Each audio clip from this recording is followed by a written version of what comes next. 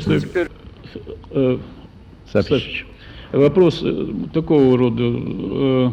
Все же Яков Ухсай был знаком и с Мусой Джалилем. Вот общие разговоры о Мусе Джалиле у вас, видимо, были.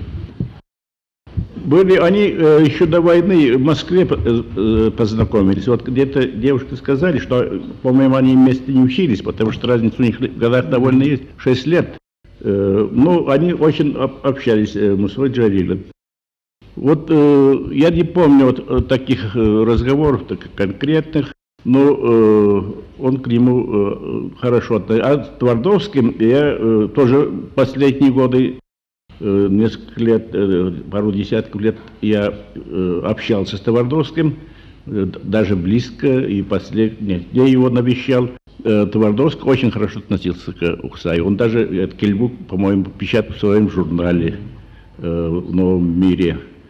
Твардовский удивительный человек был.